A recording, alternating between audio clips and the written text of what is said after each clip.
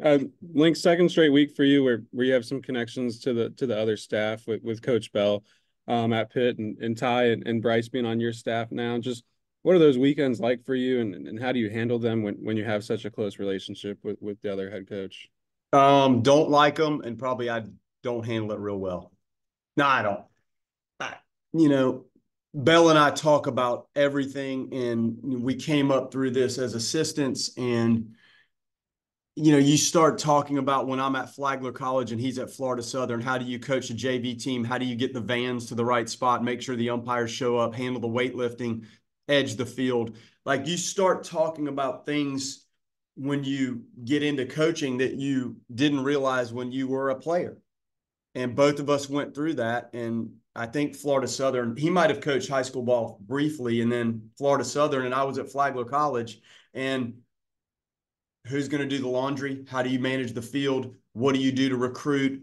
How do you recruit two different teams? Like our conversations have just grown to the point of my daughter got home from the University of Alabama last night at 9:30. His daughter got home from the University of Alabama last week. My daughter wanted to stay and watch her friends graduate. His daughter was a freshman. So that's how crazy this is. I'm in his house. When he was a pitching coach here, he dreamt of this lot out in this neighborhood. He bought it. He studied this thing for years, built the house brick by brick. His wife picked out every piece of this thing, sent me I've got every color code and combination to this house. He was in it 4 nights, got the job at Pitt. I was here, could not find a house. The family that moved out or that bought it from him was on the way out. It went on the market. I didn't know it was his house. We said, gee, that looks pretty nice. So I'm in his house. So uh, it can't go much deeper than that. Our families are very close. It's awkward. Like it's weird. Last week was really strange. To coach when my son was playing was one of the most awkward things I've ever been through. It's kind of cool, but it's also not always enjoyable. And I think it's the same when you have these type of connections, because the ramifications of what happens out there once you throw pitch one, somebody's going to come in first and somebody's going to come in second. And that's always tough. Like it's so nobody ever leaves. Both sides aren't going to be happy with how it goes. And it's tough, but that's competition. And the longer you're in it, the more these things tend to happen. And it's going to happen for Ty and Bryce and Mesoraco and Mike. And it's neat when you step back away from it and you look at where everybody is and the families and what's going on. It's awesome, but there are parts of it that are just unusual, and you kind of want it to go its way, and this is over with, and then you move on to the next piece. So I know that's a lot, but these are tricky, unique moments that you have.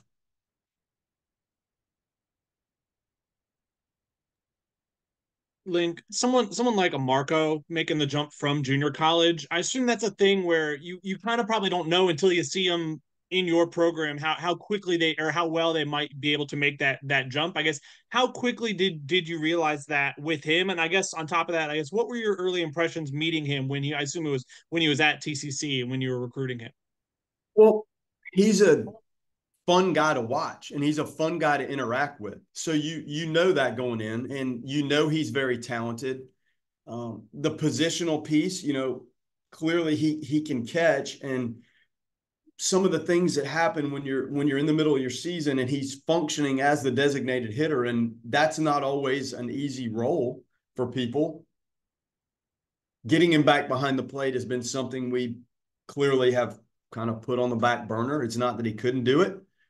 He'll probably be a catcher at the professional level and could catch here. We have other guys that are doing a nice job. So you're trying to figure out in the recruiting where the athletes fit in.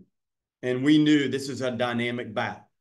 So now you fast forward into our world, and with the arms that we had when this thing started, when you're facing Adams and Leiter and Arnold and Dorsey and Whittaker, and you just keep Ben Barrett, and it just keeps going on and Holt, how well do they recognize pitches? Because what you see consistently in junior college, you see sporadic examples of that type of of arm.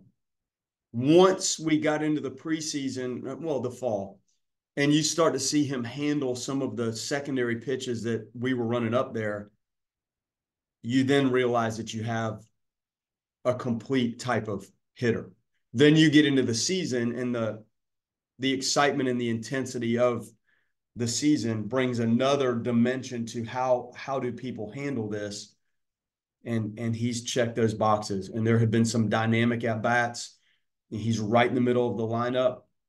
Clearly, the length of the lineup helps everybody in the lineup, but his at bats and his intensity with what he's doing, it's as good as you'll see. Like, he cherishes those at bats in every pitch, and that's rare. He's good.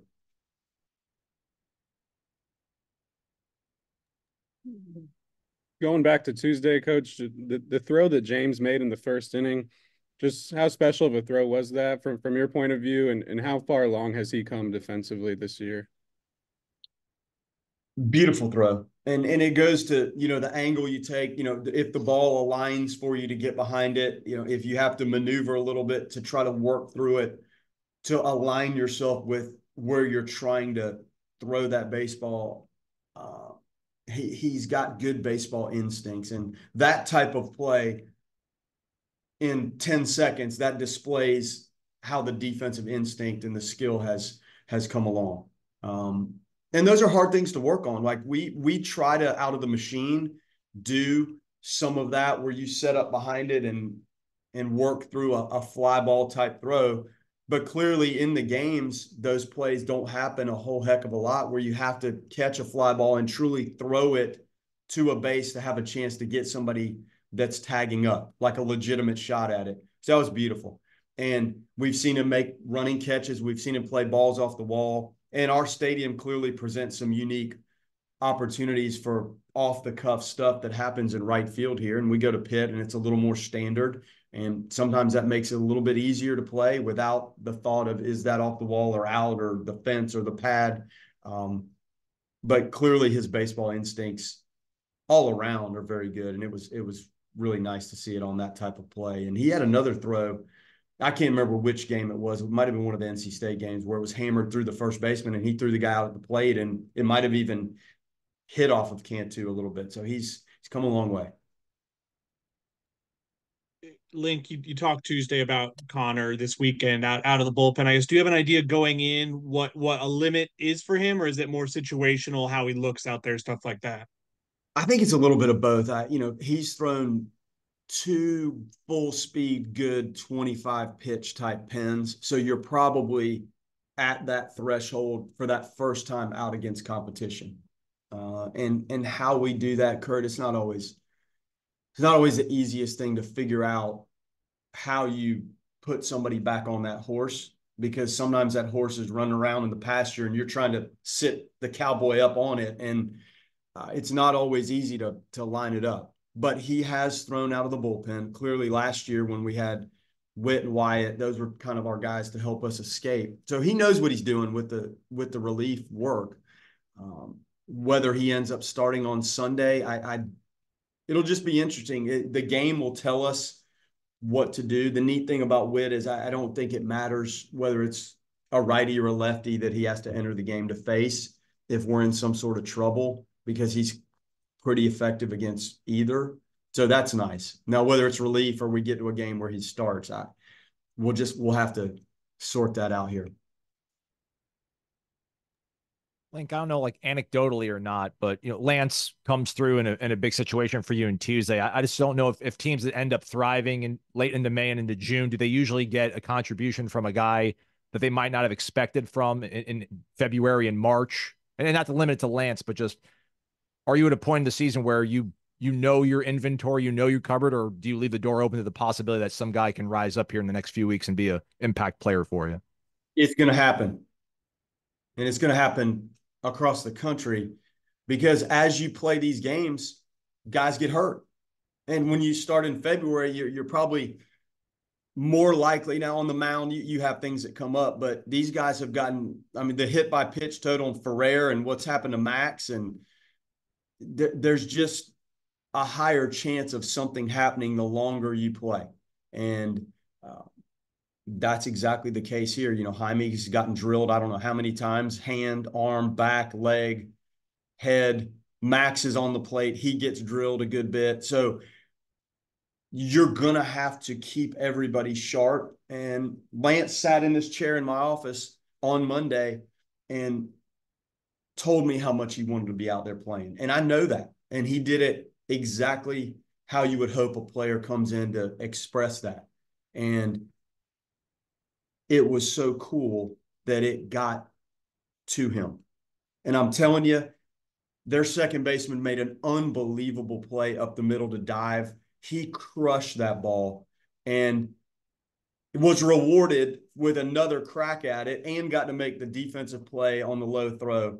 It's just awesome when you coach and you see something like that happen. And you could see how excited the guys were. I know they were excited. That was a tough game, and we were able to win it.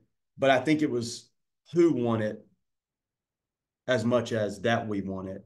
And coaches, players, staff, everyone felt the same way. But you're going to see it. And the neat part about our team is I do think we have guys that can step in and answer and deliver. And on the outside, you may not realize those aren't the guys that started the season on the field or in the batting order. I think we have those capabilities. It's really neat, and you're going to see it. Coach, I think it was 25 years ago to this day, Marshall McDougall decided to hit 6 home runs against Maryland. I know you weren't here, and I know Twitter wasn't around. Neither were really cell phones. Do you remember hearing about Marshall going yard 6 times? Are you ready for this? I think so. I don't know that you are. I am, Coach. I promise. Who was the color commentator? Oh, I'm an idiot. Yeah, that's right. You were. So Gene Deckerhoff. This is when TV, it wasn't always on TV. I think now everything's on some form of stream, right? So when I got to do these games with Gene, I didn't really know what I was doing when they said, Link, would you want to try to do some TV color commentary? I said, absolutely 100% no. They said, why? I said, well, I mean, I'm trying to get ready for spring training and I don't really know what I'm doing. They said, well, you might be good at it if you tried it. So Sunshine Network, Fox Sports sent somebody my first few games to coach me through what you guys deal with the earpiece and how to do it. And on top of that, like I got to run around with Gene. So Link Jarrett, let's go. We're going to Maryland. Are we going to Maryland? Like it was just so cool. So we'd sit in the airports and Gene would buy me something to eat. And occasionally Gene would buy me something to drink. And we'd get on the next flight and off we'd go. And I'm sitting there with him in the press box and we're doing games on TV. So I was a color commentator for all of that. I was. And they sent me down on the field afterwards to interview him. I think that was the first time I'd ever gone down. And they're talking to me in the earpiece and I'm trying to talk to Marshall. And to watch that unfold, most amazing thing. I mean, to have 6 at-bats in a game, you don't get that very often. To have 5 hits or 6 hits, now Maryland Stadium, like it was set up for that because it's tight and they had those hot bats and the rest is history, man. So yeah, I happened to be there. I remember it.